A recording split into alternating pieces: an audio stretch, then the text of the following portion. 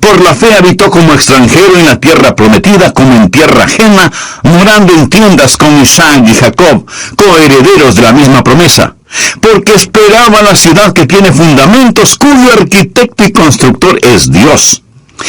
Por la fe también la misma Sara, siendo estéril, recibió fuerza para concebir y dio a luz aún fuera del tiempo de la edad, porque creyó que era fiel quien lo había prometido.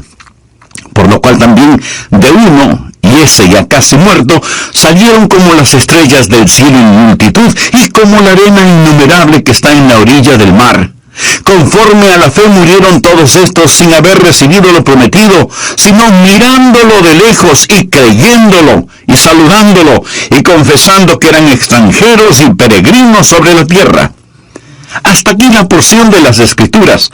Ahora, por favor, busque Romanos 4:11, en donde se le llama a Abraham padre de todos los creyentes. Así que Abraham tiene más o menos cubierto el mercado cuando se trata de la enseñanza de la fe. Escúcheme con atención. No puedo enfatizar lo suficiente la importancia de la fe. Y no estoy hablando de algo incidental. En Hebreos 11:6 leemos, pero sin fe es imposible agradar a Dios. Y usted quiere agradar a Dios, ¿verdad? Bueno, si usted quiere agradar a Dios, hágalo sin que importe a quién desagrade. Pero si usted desagrada a Dios, no importa a quién agrade. Y no hay manera de agradar a Dios sin fe. Lo repito, esto no es incidental, esto es fundamental. Fe es la marca del creyente cristiano. Los primeros seguidores fueron llamados creyentes antes de ser llamados cristianos. Es nuestro deber principal el creer en Dios.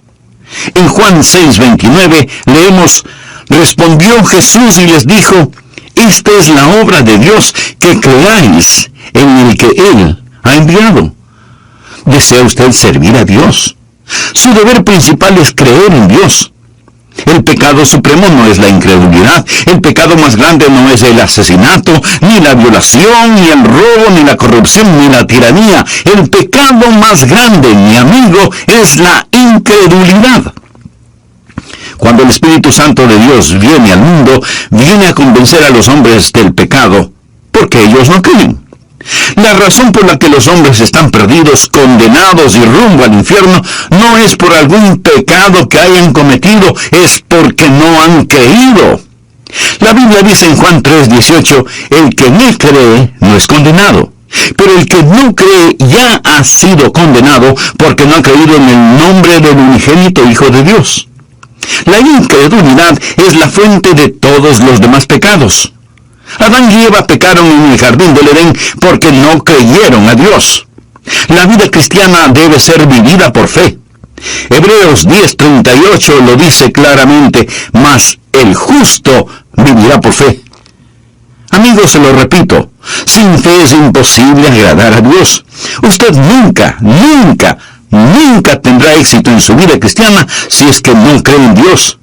Esa es la razón por la que estamos estudiando sobre algunos campeones de la fe o héroes de la fe. Ahora, lo que le voy a decir seguramente le asombrará. Abraham fue un pagano idólatra. Vivió en un lugar llamado Ur de los Caldeos, cuando Dios le habló y le inscribió en la escuela de la fe, 2000 años antes del nacimiento de Jesús en la tierra. Abraham fue un pagano, y además tenía 75 años cuando asistió a la escuela de la fe. Así que no me diga que usted es demasiado malo o demasiado viejo como para no querer caminar esta gloriosa vida de la fe. Por supuesto que puede, piénselo. Un hombre de más de 70 años vive en tierra extraña. Tiene una esposa muy linda, tiene familia, tiene un negocio, y como lo vamos a ver, él lo deja todo para ir a un país que nunca ha visto y marcha bajo órdenes selladas. Dios no le dice a dónde va a ir. Dios no le dice cuánto tiempo se demorará en llegar a ese lugar. Dios no le dice qué es lo que tendrá que hacer una vez que llegue, ni por cuánto tiempo se quedará allá, o qué es lo que va a suceder. Dios simplemente le dice, levántate y vete. Y él así lo hizo, inscrito ya en la escuela de la fe. Y la palabra de Dios dice que Abraham y Sara fueron extranjeros y peregrinos en la tierra de Canaán. Lo mismo que nosotros. Note que Abraham no fue un fugitivo. No estaba huyendo de su hogar, no era un vagabundo, no estaba buscando una casa, era un extranjero lejos de su hogar y era un peregrino yendo hacia su hogar. Y eso vamos a aprender acerca de él, porque lo que es verdad sobre Abraham no es una mera historia. Ha sido escrita para nuestro beneficio. ¿Por qué cree que Dios puso esto aquí en el capítulo 11 de Hebreos? Si no fuera para que sirva de inspiración y sea una herramienta informativa para que nosotros podamos usarla. Quiero que aprenda 6 poderosos principios y oro para que el Espíritu Santo de Dios los inscriba en su corazón. Vienen directamente de las páginas de las Escrituras para ayudarle a que tenga una fe dinámica que traerá el cielo a su alma. Espero que usted esté listo mental y espiritualmente. El primer principio es un principio auditivo. Debemos escuchar a Dios. Leamos Hebreos 11:8. Por la fe Abraham, siendo llamado, obedeció para salir al lugar que había de recibir como herencia y salió sin saber a dónde iba. Siendo llamado es una frase operativa, o sea que oyó la voz de Dios, fue llamado. Recuerda lo que dice Romanos 10:17. Así que la fe es por el oír, y el oír por la palabra de Dios. Es un principio auditivo. Usted debe escuchar a Dios. Si leemos la historia de Abraham en el capítulo 12 de Génesis, vamos a encontrar que Dios le habló a Abraham en forma personal. Leamos los 3 primeros versículos. Pero Jehová había dicho a Abraham: vete de tu casa y de tu parentela y de la casa de tu padre a la tierra que te mostraré. Y haré de ti una nación grande, y te bendeciré, y engrandeceré tu nombre, y serás bendición. Bendeciré a los que te bendijeren, y a los que te maldijeren maldeciré. Y serán benditas en ti todas las familias de la tierra. Abraham oyó la voz de Dios, quien le dijo que le mostraría la tierra a la cual debería ir, que haría de él una nación grande, que bendeciría a los que le bendijeren, y que maldeciría a quienes le maldijeren. La raíz de la fe es el escuchar la voz de Dios. Esto lo establece Génesis 12. Pero en el capítulo 11 de Génesis encontramos algo que es un verdadero contrasentido. Encontramos a un pueblo tratando de construir una gigantesca torre que llegue hasta el cielo. La tristemente famosa Torre de Babel.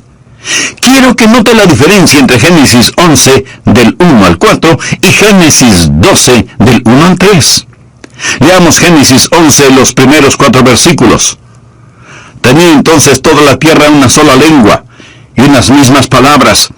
Y aconteció que cuando salieron de oriente, hallaron una llanura en la tierra de Sinar. De paso le informo que Sinar es Babilonia, y Babilonia es Irak. Y se establecieron allí. Y se dijeron unos a otros: vamos, hagamos ladrillo y cosámoslo con fuego. Y les sirvió el ladrillo en lugar de piedra y el asfalto en lugar de mezcla.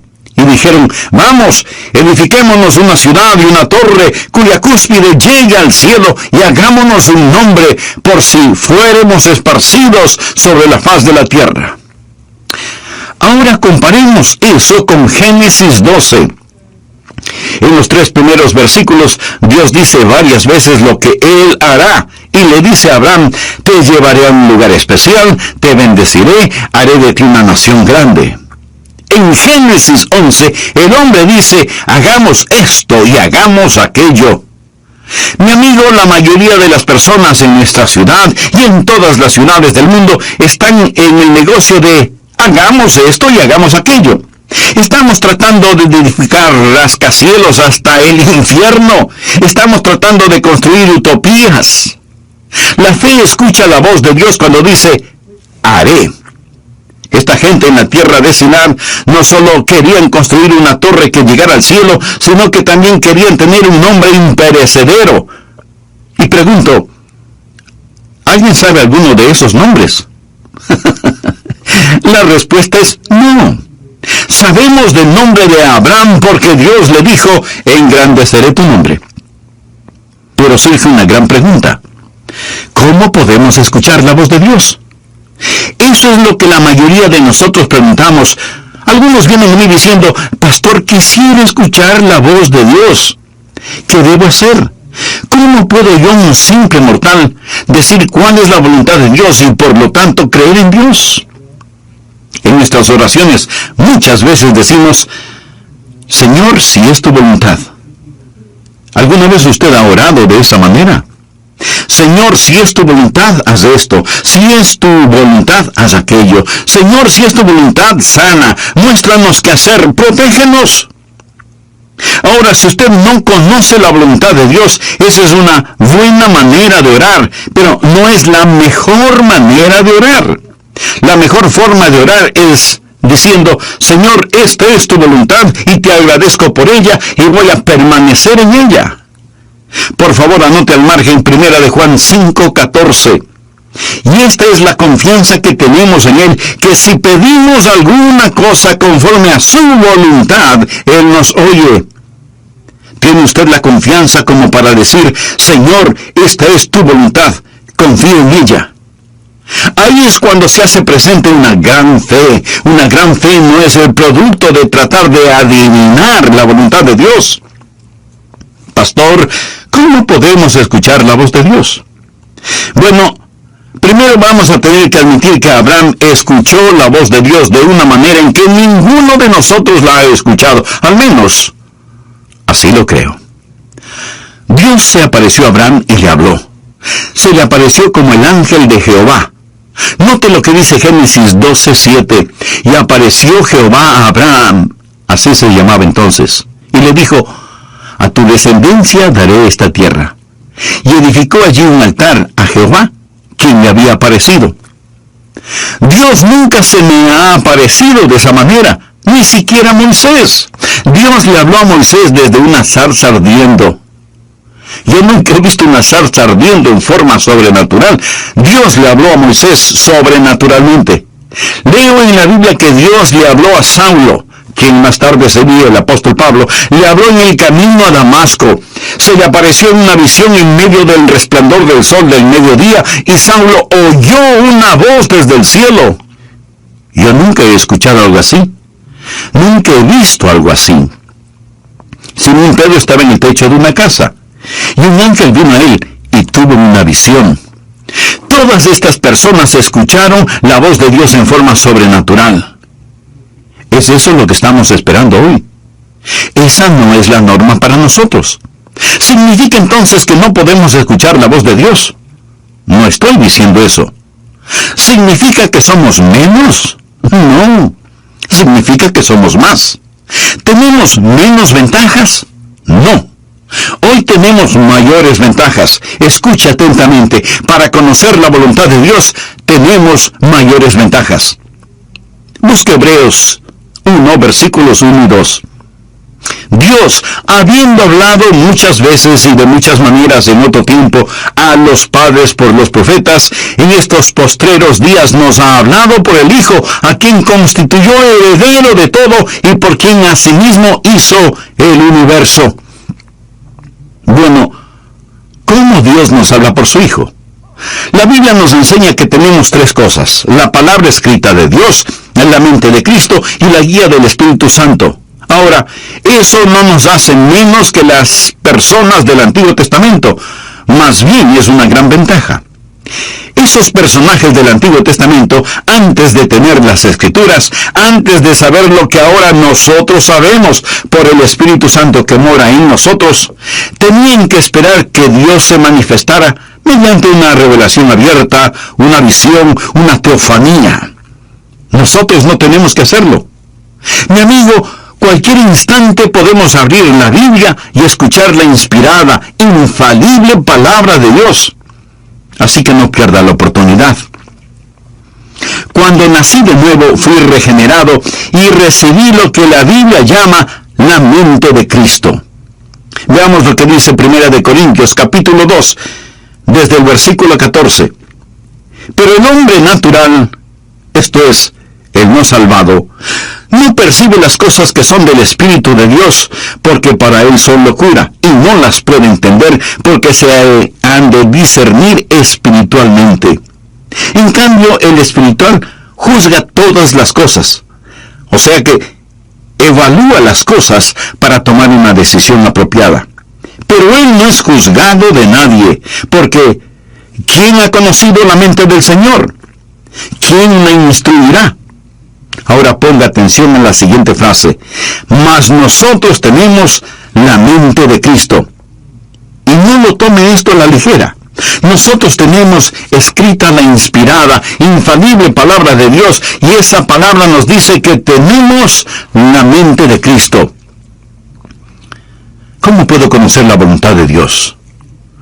Amigo, cuando mi corazón está limpio, mi motivación es transparente y camino en el Espíritu, puedo con toda seguridad asumir que lo que pienso y lo que deseo es la voluntad de Dios. Usted puede pensar que esto es arrogancia. No lo es. Y déjeme explicarlo. Verá, el diablo quiere ponernos bajo la idea de que nosotros no podemos conocer la voluntad de Dios. Pero por supuesto, sí podemos conocerla. Debería ser una condición natural el que conozcamos la voluntad de Dios. Usted dice, ¿qué pasa si hago algo fuera de la voluntad de Dios? Pues el Espíritu Santo dará la voz de alarma y le dirá, es malo lo que hiciste, has pecado, te has vuelto a esclavizar. Si usted está caminando en el Espíritu, sabrá cuando el Espíritu Santo da la voz de alarma. Ahora, suponga que camine en el Espíritu. No ha pecado, pero Dios tiene un plan diferente para usted. Entonces, Dios se lo mostrará. Pablo hizo planes para ir a Bitinia, pero el Espíritu se lo prohibió. Y Pablo oyó una voz que lo llamaba a Macedonia. Así que tuvo que cambiar sus planes. El punto, mi amigo, es que podemos caminar con Dios. Honramos a Dios cuando creemos en Él y vivimos con confianza. Ahora, si usted duda acerca de algo, espere en el Señor. Y comience a cultivar la rara virtud de la paciencia. No trate de correr más rápido que Dios. Pero, en cambio, corra lo más rápido que pueda hacia Dios y comience a caminar con Él. Antes de finalizar, deseo hacerle una pregunta. ¿Cuál es su relación personal con Dios? ¿Es Jesucristo su esencia? Cuando Dios le hable, mi amigo, usted tiene que estar listo a obedecer, ya sea que esa orden tenga o no tenga sentido para usted. Algunos jóvenes pastores me preguntan, Pastor Rogers, cuando voy a pastorear una iglesia, ¿cuál debe ser mi actitud? Y yo les respondo, deben estar preparados para dos cosas. Primero, pasar el resto de sus vidas ahí. Y segundo, estar listos en los próximos 15 minutos. Y ambas cosas son ciertas. Usted no debe decir, Señor, estoy construyendo un nido. Usted necesita orar y decir, Señor, si voy a construir un nido, pon una espina en él. Estoy listo a ir. Confiar y obedecer. La única manera de ser felices en Jesús es confiar y obedecer. Y si usted no obedece lo que ya sabe, no le pida a Dios más revelación, porque Dios no se la va a dar. ¿Tiene usted un problema de fe? Si es así, probablemente su problema es de obediencia. ¿Hay alguna confesión que necesita hacer? ¿Hay alguna restitución que debe realizar? ¿Hay una ayuda que debe dar? ¿Hay un testimonio que debe compartir? ¿Hay algún lugar a donde debe ir? Obedezca, obedezca. ¿Desea tener fe? El primer principio es el principio auditivo. Escucha a Dios. El segundo principio es el principio de correr riesgos. Obedezca a Dios. El tercer principio es lo que llamo el principio de valores. Usted debe establecer prioridades. Leamos ahora Hebreos 11:9. Por la fe habitó como extranjero. Se refiere a Abraham. Por la fe habitó como extranjero en la tierra prometida, como en tierra ajena, morando en tiendas con Isaac y Jacob, coherederos de la misma promesa. porque esperaba la ciudad que tiene fundamentos, cuyo arquitecto y constructor es Dios. Abraham era un extranjero lejos de su hogar y era un peregrino yendo hacia su hogar. En ese tiempo, Canaán no era su tierra. Él esperaba la ciudad que tiene fundamentos, cuyo arquitecto y constructor es Dios. Vive bajo una carpa y no entierra las estacas demasiado profundo, porque su lema era: este mundo no es mi hogar, solo estoy de pasada. Abraham tenía una prioridad diferente. Ahora, la razón por la cual muchos no tienen fe es porque sus prioridades son erróneas. Pensamos que la fe es una forma en que la voluntad del cielo se realiza en la tierra. Pensamos que es una manera en que nuestra voluntad se realiza en el cielo, a sus enemigos. Abraham no fue un amigo del mundo. Cuando usted se vuelve amigo del mundo, entonces usted comienza a vivir mundanalmente. Veamos lo que dice 1 de Juan 2, desde el versículo 15. No améis al mundo, ni las cosas que están en el mundo. Si alguno ama al mundo, el amor del Padre no está en él. Porque todo lo que hay en el mundo, los deseos de la carne, los deseos de los ojos y la vanagloria de la vida, no proviene del Padre, sino del mundo. Y el mundo pasa y sus deseos. Pero el que hace la voluntad de Dios permanece para siempre. Recuerde que la fe viene por la voluntad de Dios. Piense en eso. Cuando usted se vuelve amigo del mundo y comienza a amar las cosas del mundo, ¿qué es lo que sucede? Que usted se va a amoldar a las cosas del mundo.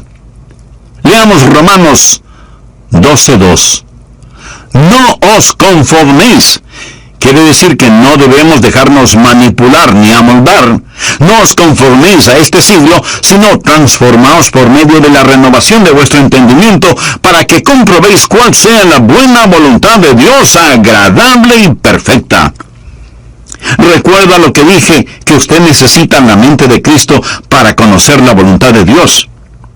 Pero si este mundo le está apretando, amoldando por medio de la televisión, la música, las modas, las finanzas, etc., y usted se lo permite, no es de extrañarse que usted no tenga la mente de Cristo, ni entienda la voluntad de Dios para su vida.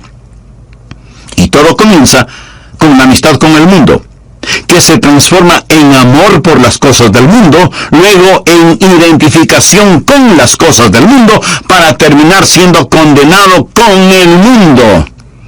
1 Corintios 11:32 dice: mas siendo juzgados, somos castigados por el Señor, para que no seamos condenados con el mundo. Hay buenas ilustraciones sobre esto. Abraham tenía con él un sobrino llamado Lot, quien seguía a Abraham. La Biblia nos dice que Abraham vivía en una carpa y que Lot armó la suya, pero con la vista hacia Sodoma, moviéndose hacia el mundo. Su esposa llegó a ser parte de la clase social alta en Sodoma, y sus hijas seguramente fueron cachiporreras en el colegio de Sodoma. Lot se volvió un hombre de negocios y seguramente llegó a ser un importante concejal de la ciudad de Sodoma. Pero cuando el juicio de Dios cayó sobre Sodoma, Lot lo perdió absolutamente todo. En la actualidad se oye mucho acerca de la separación de la iglesia y el Estado. ¿Sabe que el mensaje que necesita ser predicado hoy más que nunca es la separación de la iglesia y el mundo? La palabra de Dios es enfática en señalar que los hijos de Dios estamos en el mundo, pero no somos del mundo. Cuando miro a los creyentes promedio hoy en día, con tristeza tengo que admitir que se parecen, se visten, hablan, fuman, beben, ven las mismas películas, van a los mismos espectáculos, escuchan la misma música que los inconversos. O sea, siguen amando las cosas del mundo. Mi amigo, los hijos de Dios debemos ser diferentes. Si a usted lo llevaran preso por ser un creyente, tendrían suficientes evidencias como para condenarlo. Debemos ser diferentes. Quisiera hacerle unas preguntas muy personales. ¿Cuáles son sus metas? Tal vez quiere tener suficiente dinero para su retiro, comprar una bonita casa y poder gozar de una vida tranquila y sin preocupaciones emocionales o financieras. ¿Cuál es la meta que tiene para sus hijos? ¿Desea que ellos sean famosos y alcancen notable éxito en la vida? ¿Cuál es su meta en lo concerniente a su relación espiritual con Dios? ¿Se preocupa de que sus hijos desarrollen un carácter genuinamente cristiano debido al ejemplo que ven en usted? ¿Dejaría su trabajo presente y aceptaría otro menos importante y con menos dinero si eso ayuda al crecimiento espiritual suyo y de su familia? ¿Es su meta solo impresionar a la gente? ¿En compañía de quién preferiría estar? ¿De los ricos, famosos y mundanos? ¿O de los pobres, sencillos y puros? ¿Qué significa para usted la frase, buscad primeramente el reino de Dios y su justicia? Mi amigo, sin fe es imposible agradar a Dios. Y deseo que grabe en su corazón que si usted agrada a Dios, no importa a quién desagrade, pero si usted desagrada a Dios, no importa a quién agrade. Bien, veamos el cuarto principio, que es el principio de visión. Mantenga enfocada su fe. Usted está escuchando este mensaje, este momento, y aún puede estar de acuerdo con lo que estoy diciendo, pero tan pronto como usted comience a hacer otras cosas, este mensaje puede quedar fuera de foco si es que no tiene cuidado. Nuevamente veamos Hebreos 11:10. Porque esperaba la ciudad que tiene fundamentos, cuyo arquitecto y constructor es Dios. Aquí la palabra operativa es esperaba. Ahora leamos el versículo 13. Conforme a la fe murieron todos estos sin haber recibido lo prometido, sino mirándolo de lejos. Este es el principio de visión del que estoy hablando. Y creyéndolo, y saludándolo, y confesando que eran extranjeros y peregrinos sobre la tierra. Es lo invisible. Recuerde lo que es la fe. Es pues la fe, la certeza de lo que se espera, la convicción de lo que no se ve. Eso es lo importante. Mire otra vez el versículo 13. Conforme a la fe murieron todos estos sin haber recibido lo prometido, sino mirándolo de lejos. Quiere decir que vieron lo invisible. Vieron cosas que no eran visibles, porque fe es ver lo invisible. Y es absolutamente verdad que por fe podemos ver lo invisible. Segunda de Corintios 4:18 es un versículo interesante. No mirando nosotros las cosas que se ven, sino las que no se ven. Pues las cosas que se ven son temporales, pero las que no se ven son eternas. ¿Es esto una contradicción? Pablo dice que no estamos mirando lo que podemos ver, sino que miramos lo que no se puede ver. La fe ve lo invisible, conoce lo desconocido y hace posible lo imposible. Es una visión que está enfocada. Y usted debe mantener su fe en estas cosas. Un hombre fue al consultorio de un psiquiatra.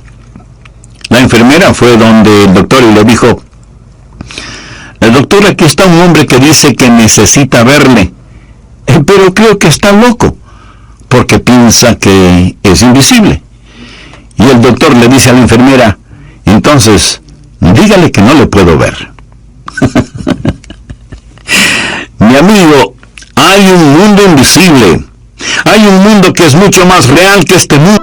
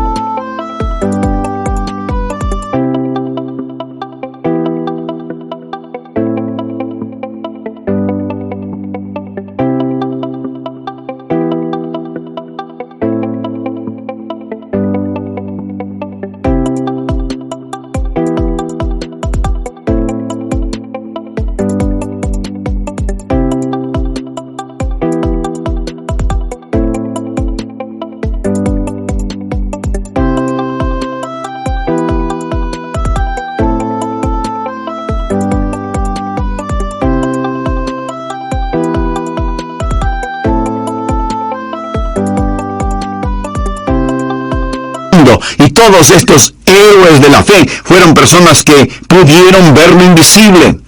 Nosotros vivimos una vida en donde todo lo que vemos está frente a nuestros ojos. La familia, la casa, el carro, el trabajo, la oficina, etc. No vemos la necesidad de visión. Nunca miramos hacia el cielo. No queremos ver más allá de nuestras narices. Aún en nuestro mundo material hay gente que deja su marca.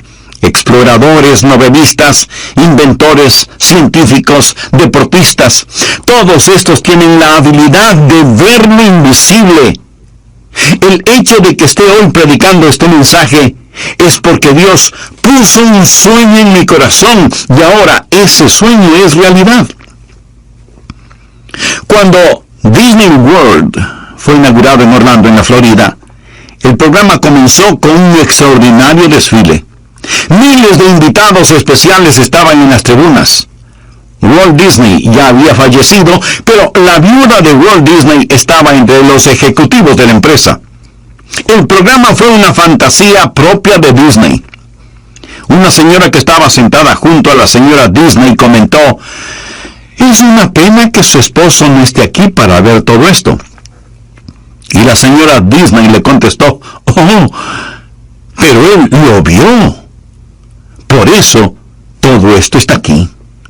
En su mente, él vio lo invisible, pero él no vio lo que sucede en la actualidad en su famoso parque de diversiones, se lo puedo asegurar.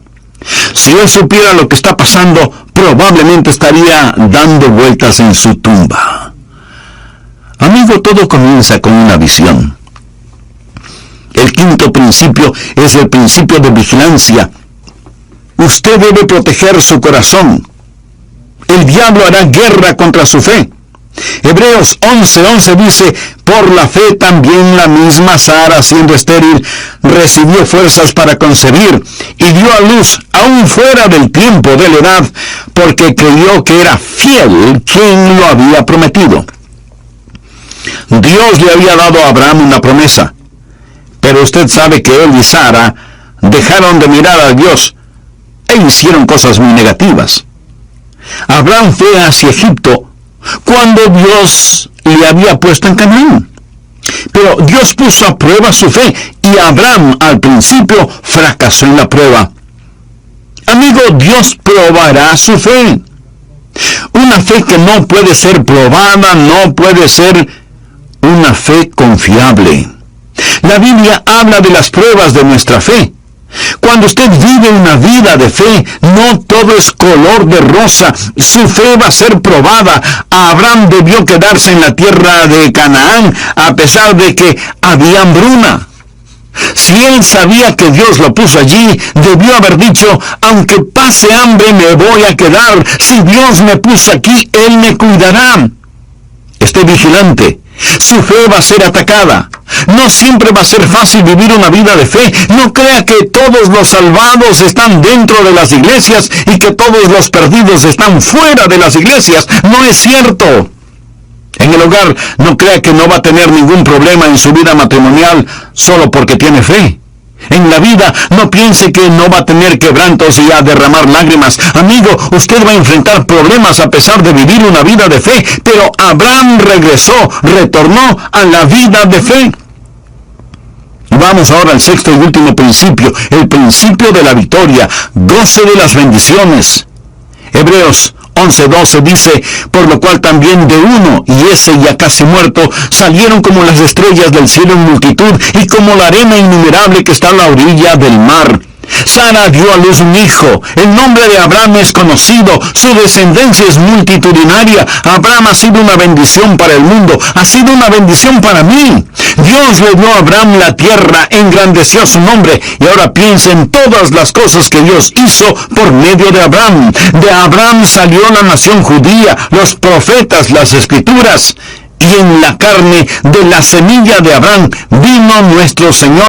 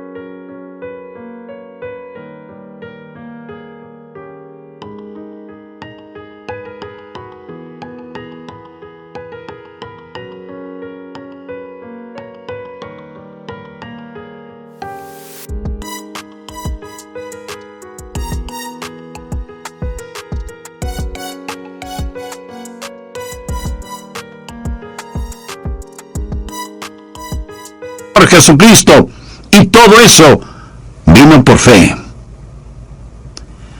Amigo, Dios quiere salvarle. Y la vida de fe comienza con un paso de fe. Y ese paso de fe es recibir a Jesucristo como Señor y Salvador. ¿Quisiera usted